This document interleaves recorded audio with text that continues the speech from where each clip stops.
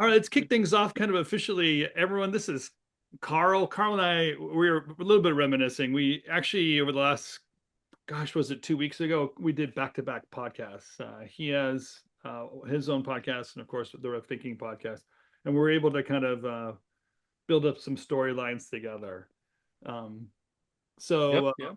welcome to the weekly briefing, Carl. You're going to go on the world tour of all things RevThink.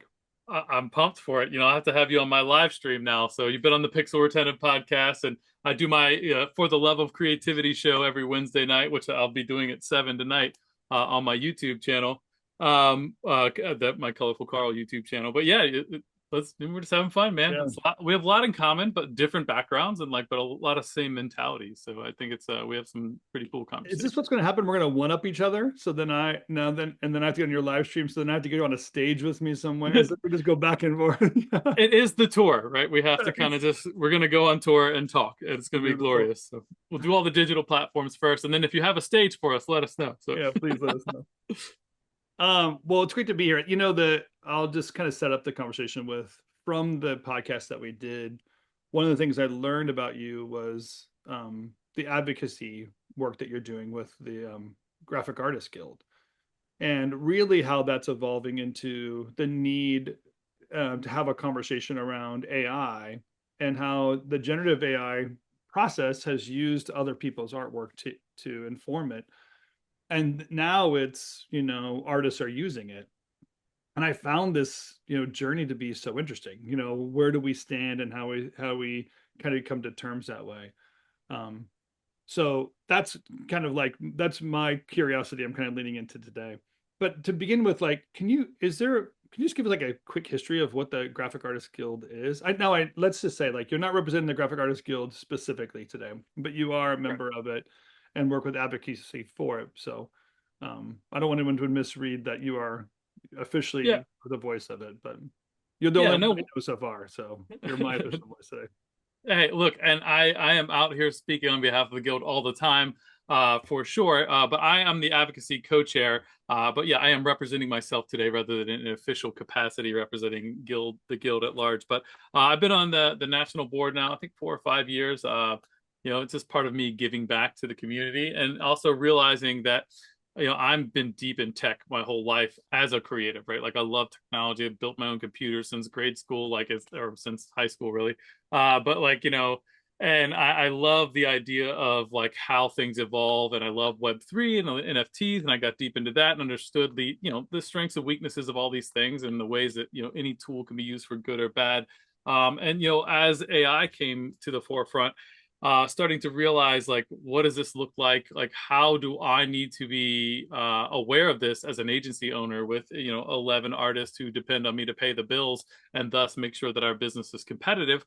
So I deep dove into AI, and I got into the space of doing advocacy work in the guild. As the leadership changed over there in the advocacy department, I was sort of tapped to kind of step in and be part of the voice of that. So like now, I spoke on a panel at Axios, an Axios conference in DC, with Adobe, 3 or 4 weeks ago, and just kind of got into the weeds of like artist rights in the age of AI. And the high level what the guild's been about, right? The guild came around in the 1970s. It started off as a union for designers. So it's the Graphic Artists Guild, and graphicartistsguild.org is the website. We have since kind of pivoted and evolved over the years to become just a trade organization that focuses on advocacy and lobbying work, and making sure that artists' rights are protected. And we believe at the guild, and the guild stance has long been that copyright is essential to being able to function in this space and be able to own the things that you create and have a say about where they're used or not used, and how all that works so that you can actually develop a living from that. As such, the copyright laws in the United States are sort of they're positioned that you only human authored things can have a copyright, meaning like a human being's hand had to make this thing, and human intention, human decision making. We've seen cases over the years that have been denied copyrights. Like, there's a monkey they gave a camera to, and it snapped a bunch of cool selfies and photos, and those were denied copyright because they're not human authored, and similar things with elephants and other types of animals. But that also pivots into this now, where if you prop something on a machine, it generates a piece of art that isn't human authored. You didn't make all those decisions, the machine made the decisions. However, as you get more and more into these process and complicated workflows, any great artist will take a thing, use the tool, and make a workflow. So there actually is an artist named Kent. I forget his last name, but you can look it up. It's Single Slice of American Cheese, who got the first copyright on a purely AI generated work of art. So that's sort of the high level like stuff going on. So we're out here fighting for artist rights, making sure that in this age of AI and generative work, that copyright is still a thing that's being protected. And there's a lot of ways that the guild has created campaigns to go about looking at that. We have a No Artist, No Art campaign that's about making sure that artists' rights in the creative economy are protected, so that there's still a great ability for creators to make an income, so that worst case scenario, there's still good things to train AI on, so that the right. AI doesn't have model collapse, right? So there's a lot of interesting things here that I can pry into. So. One thing I think is interesting is just that I've often felt in the graphic artist realm, especially in the digital space, there's been very little advocacy for the workforce rates, common working process or whatever. And some of it is just because it's digital, and it evolves so fast. Like, what would you advocate for that by the time you figured it out, that is a passe process or technology anyway, and it's kind of moved on. But also, like, we've seemed to have forced ourselves into a commodity. There has been no standard that anybody's willing to stand up for, because another person down the thread would just chase the dollar or chase some kind of process to make their life easier, and then kind of wipes out any influence you might have had in a moment. Yeah. So I don't know what the process was originally in the 70s when I got started, but I would guess that some of your challenge for advocacy is trying to find the right storyline and something that's universal that can be held up over time. Did you lose you still have For sure. I heard you. I just wanted to grab the book.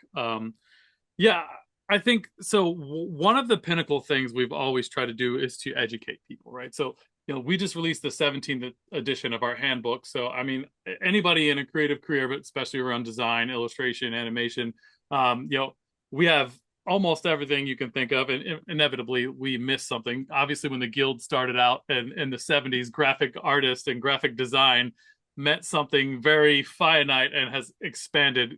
I've talked to motion designers like, oh, I didn't think the graphic artist guild was for me. I'm a motion designer. It's like, there wasn't even motion designers 10 years ago. No one even knows what, like, so these things are always evolving. But basically what this is all of the business things that you need to know as a small shop, as a freelancer, that kind of stuff. Like, we have sample contracts, sample pricing, like everything, the base level of everything you would want to know on how to run the business side of creativity, right? So we're talking about, like, hey, if I do like, let's see, 7 to 5 comparative fields for children books and illustration. So hourly rates for a self-employed individual, flat project fees, hardcover, 32 interior pages, 42 interior pages, 16 to 24, and it has price ranges, right? And this is all based on actual surveys, right? So, and we have everything you could think of in here. And every time we're missing something, we try to add it into the next edition.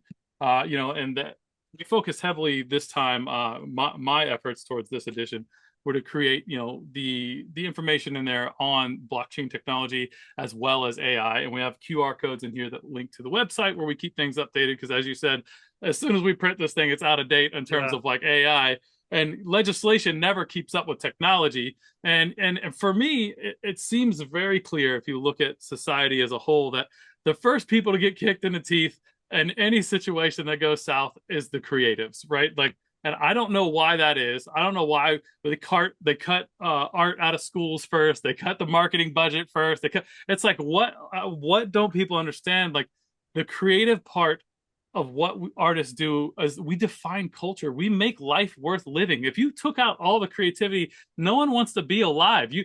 We saved everyone's sanity in COVID, when you couldn't leave your house and all you had was live streaming and art on the internet, and So yeah, I don't know. I apologize for my ADD rants. Yeah, good. Yeah. But No, but so just the idea of what advocacy is and why it's important is like it's often not discussed. It's not even understood that there's someone advocating and doing that work for us.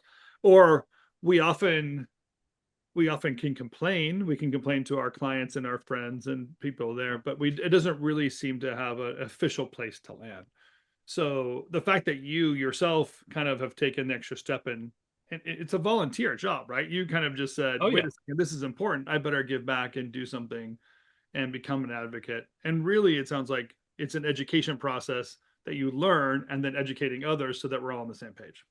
absolutely. So I mean, there's a saying in the advocacy space that I learned from my wife, who works in environmental justice and sustainable energy, and she used to work for the Environmental Defense Fund, and she has her own advocacy school and all that. But like my favorite saying I got from her is that if you're not at the table, you're on the menu.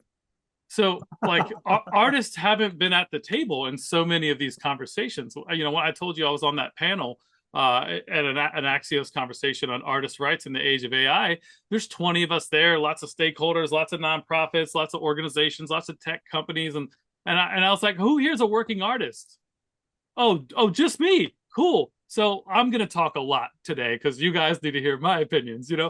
And I wasn't a dick. I wasn't whatever. I was just like, hey, these are the things that like you might not be considering, right? Like but I think the biggest thing about advocacy, like you can get on the internet and you can complain to your friends and you can do all that, but that doesn't do anything. What does things is collective action, is banding together with other individuals, and our roots in union is being a union, and that we're not anymore, but like that idea of banding together and like making a movement together is the only thing that moves the needle, because individually like we don't have power, right? Like, and we know that through democracy, right? Like, you band together, support a thing, and make change. And we've had a lot of success over the years in copyright protections and in doing amicus briefs and weighing in on things. So advocacy in itself is making sure that the artists' voices are in the room. Yeah. That's what we do specifically at the Guild, But I'd say like and it why I feels like wanted to we give don't back. So always agree.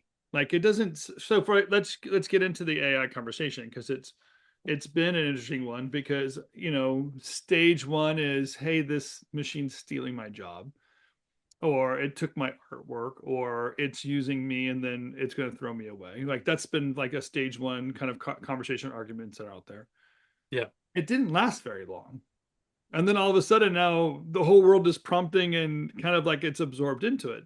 So are we in agreement? Is there some understanding of what needs to be true universally no matter what? And can can the advocacy work in favor of us still using the tools, even though we know that some of the way the tools are put together might not be the most ethical way or clearest understanding of what the rights are for the artists that are used to create the models. yeah, great question. So no, there's no consensus. Like no, like have to. It's very divisive. People love AI or they hate it, or they're like, I have to use it because like I have to be competitive and I wish it was never existed and it was never created. But at the end of the day, I think the from an advocacy perspective, and I apologize, I'm a little fumbly, I'm a little You're good. tired this end of the day. From an advocacy perspective, like there's no putting this back in the box. There's way too much money in it. There's been way too much development. We can't go, well, we just need to shut AI down entirely, though lots of creatives would prefer that. But it's an interesting thing for me to see as you're talking about this adoption.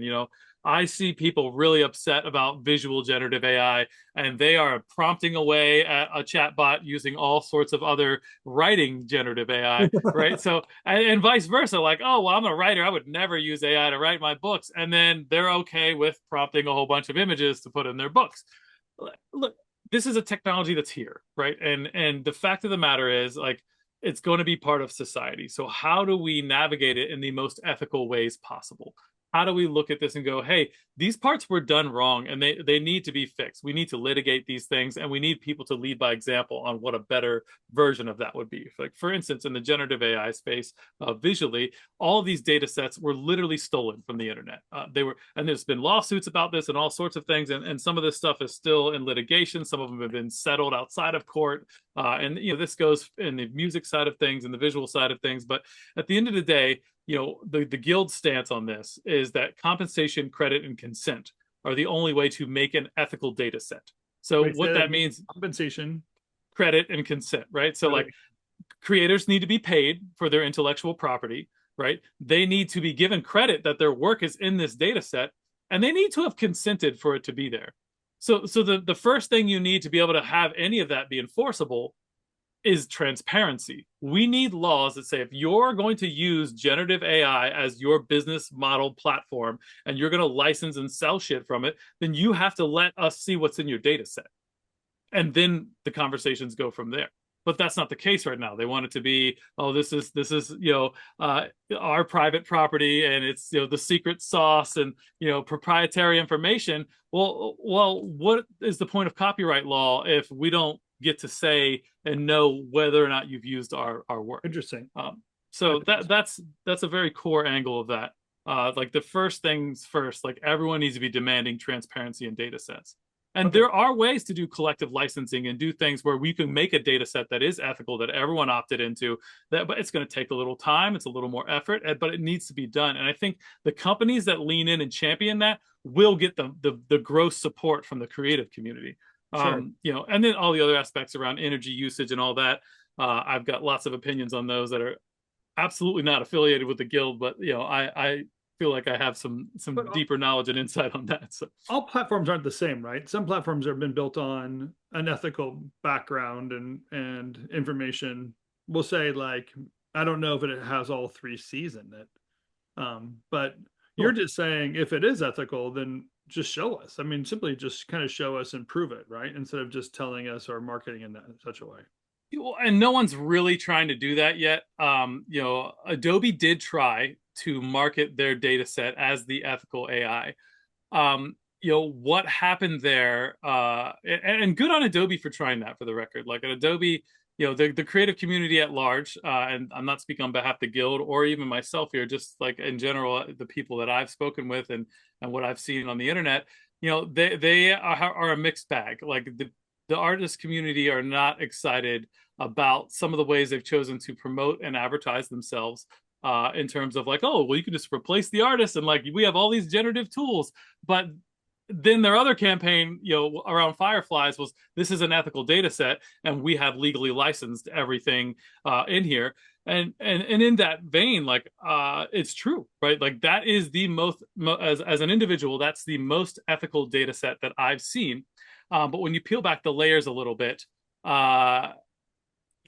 the creators, a part of that, feel like it was a rights grab, is the sentiment that I've heard, meaning that they didn't sign up for their stuff to be on this platform to be licensed for generative AI. They did it to sell it as stock images, to do all these different things. But the contractual agreement that they signed up for, not knowing about generative AI at the time, most of them, like, allowed Adobe to do that. So, but that's big business, and that's sort of that. Perpetuity is surprising to them of what that means, or in perpetuity everywhere. All, like, it really means it, and they didn't, put it out there that way. Yeah. Yeah. But here's a link I'm going to drop in the chat, Sure. from the guild on their official website, of the ethical use guidelines. Like, what should you be considering when you look at an AI and technology, and when you should use it, when you should not, and thinking about all the things. Like, I remember early on, like in Midjourney, as I'm experimenting around and trying to learn this technology, because I have to stay relevant and understand. Even if I didn't want to use it at all, I would need to know what I'm competing against. Yeah. And like, beautiful woman doing whatever was always a white lady that looked like she came out of a Vogue magazine, and, like, there was no ethical diversity, no ethnic representation of it. Like, so a lot of these things are also problems that are built into this inherent bias type of things. Sure. And again, that circles back into what I was talking about with the No Artist, No Art campaign, which I can also drop a link to. I think I gave you that as well. But Tell me, tell me about yeah. what No Artist, No Art campaign is actually doing? Yeah. Like, are there marches? No, I'm just kidding. Well, I What mean, is, not marches per se.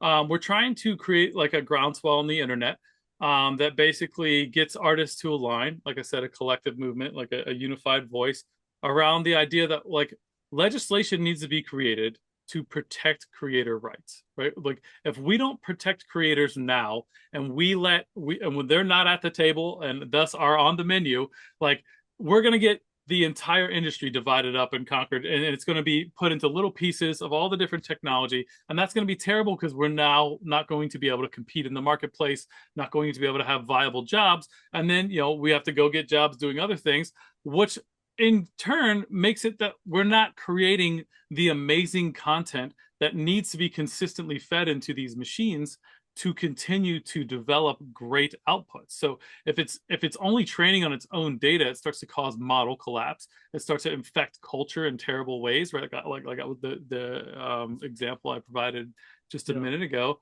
And you can, I'm sure, extrapolate all the different ways that would go. But so we created this campaign just to get some collective action together. We have like downloadable social toolkits so you can upload the things onto your profile and show that you're a part of this movement. Contact Congress and a portal we set up with the Copyright Alliance that allows you literally just to go in there and like draft a letter to your representative saying these are concerns you have, these are the type of actions we're looking for. And we've had 6 organizations sign on, some of the largest copyright organizations in the country that are behind this campaign as well. And we were able to generate 7 meetings with senators and congresspeople 2 months ago. Earlier this year when they were in session. So pretty incredible stuff.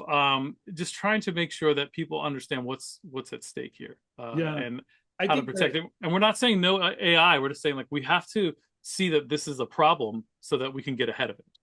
yeah, when I hear you talk, and it might just be the ball of energy that you are as an individual, but I what I hear you saying more often than not is like it's just time to wake up. Like like you can and shouldn't ignore this. It doesn't. It's not the greatest and most impossible thing to have some progress being made in the form of transparency, and it's not um, impossible for us to create some sort of compensation pool or whatever so that whatever the data set is made out of the artists or the contributors have the right to take their information out of the models or get paid for them and give and receive credit for it.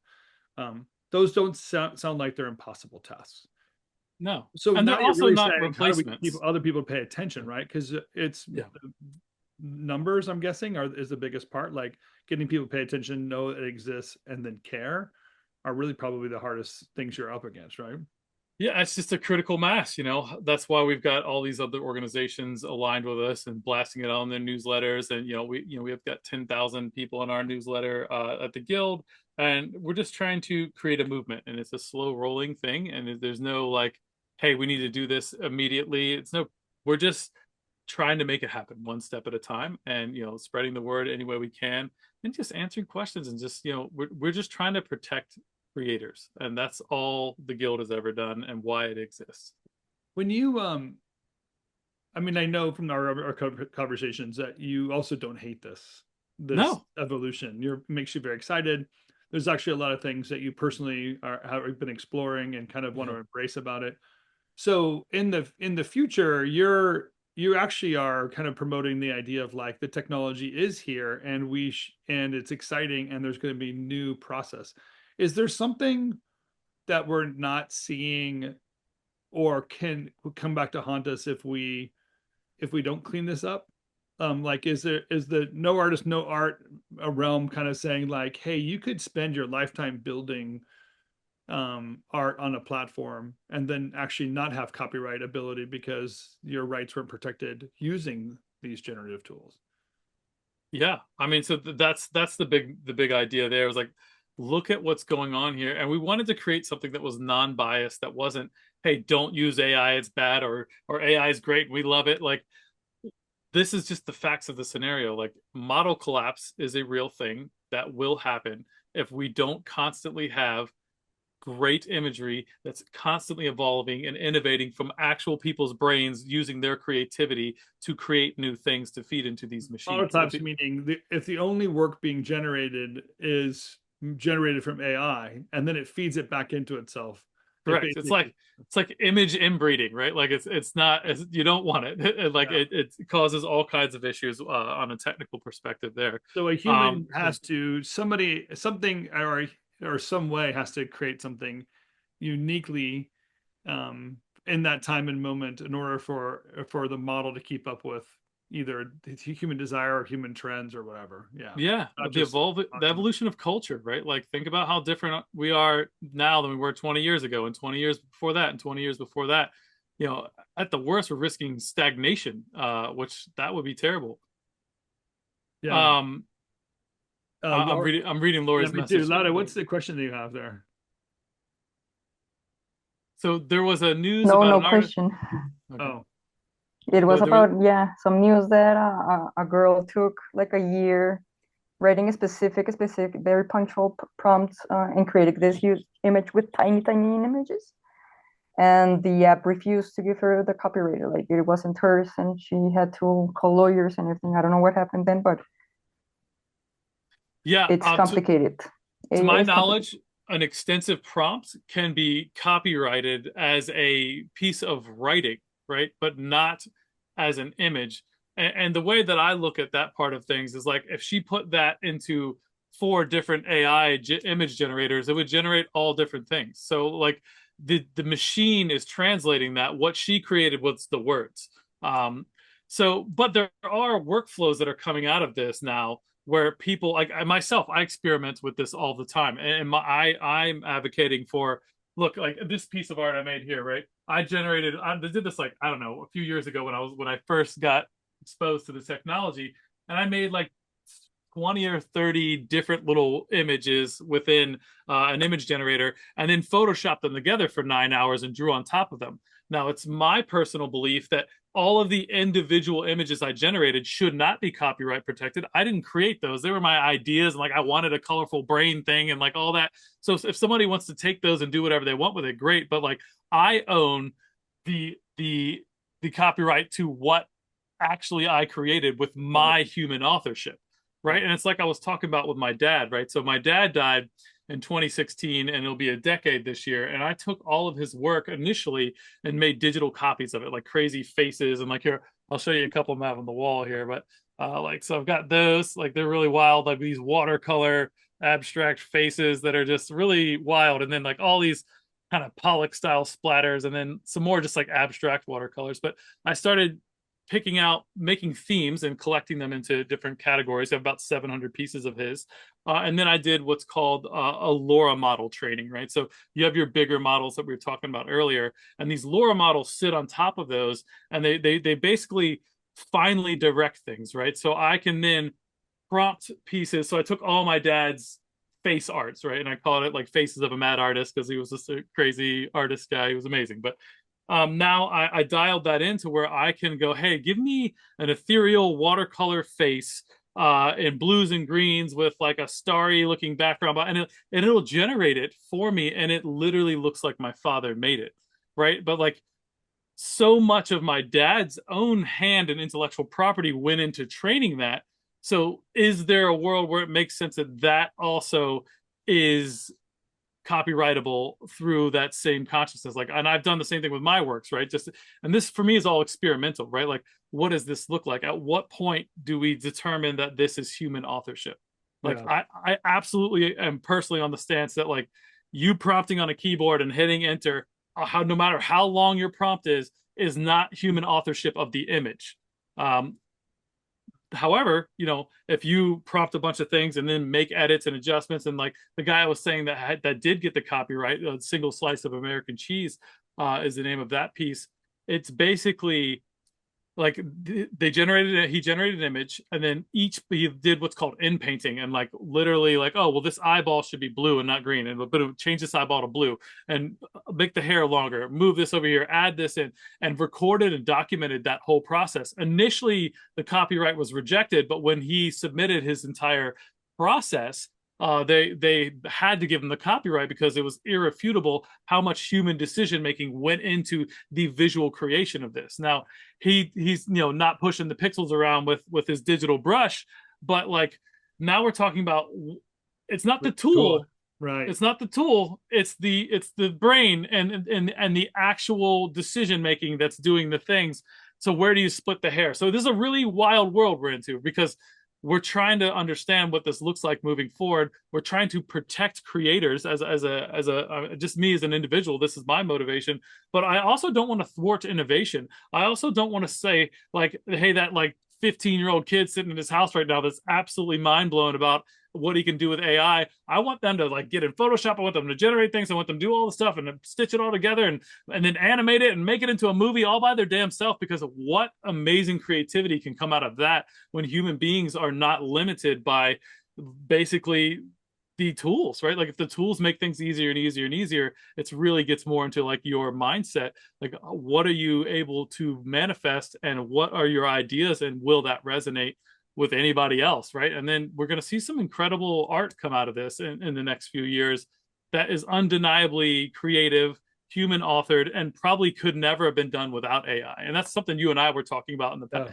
like earlier, like what's that zeitgeist moment of like, this is fucking incredible. And everyone will have to galvanize around it because like you have to respect the new art form that came out of it. Like the idea that there's no such thing as an AI artist, I don't agree with, but I do know that there's definitely a gray area and there's definitely some people that are masquerading as artists who are not artists. And as an artist who spends, I spend thousands and thousands and thousands of hours of my life honing my craft, like a lot of us have this same feeling of it, like they're just pissed off that like anybody thinks they could just be an artist now. Like it's undermining my superpowers that I've worked my whole fucking life for, Well, but that's life, that's also just art history. Like I guess I'm most curious about, and I don't know if I'm going to celebrate the moment or kind of like lament the moment when it happens, but when the future native thing happens, I'm curious if it's going to be controversial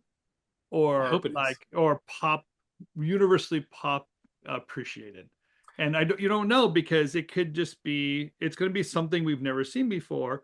But you like the Jackson Pollock, he was controversial. We'd never seen that before. He was trying to capture motion. Well, how do you capture motion? It's an abstract idea unless you have something in motion. But somebody could say it's just splattering of, anybody can do that, right? Everyone could do that. Yep. And that same argument, it feels like this is evolving this way. But almost like why I want this conversation to take place and the dialogue to be around it is almost to give permission eventually to embrace the technology and get to that future native moment. And there is right now, I feel like, still somewhat elementary argument about the ethical nature of it, the composition of the tool itself, and then the ability to use the tool commercially. I think we're still a little bit on the edge of like, is this commercial? Is it not? Will people accept it? Is it a legal problem if we publish something that is generated only? There are still like elements working themselves out. There's, the whole arguments about making Homer Simpson using generative tools obviously has a problem because it's, someone else's copyright, even though the computer made it. So there's some tricky elements that we're navigating right now. You're absolutely right. And Laura mentioned that too. You can't for sure know that if you generate client work using AI, that you can actually sell that to them from an intellectual property stance, right? So big brands don't want to take this risk yet. And I understand that. And it's great. In my studio, Epic Made, we don't put out any AI generated pixels, right? Like that's part of where we're firmly planted on that. We've had one client that like demanded it because they were doing it in an AI conference and they like it just, so like, but we like had them sign disclosures before we did that because I'm not getting on the hook for any of that. So yeah, it's an interesting world out there. I don't think anyone should feel like they're forced to use these things, but you definitely should understand them. I love the idea that someone says, I hate this, and I'm gonna make sure that everyone knows that zero AI is used in my art.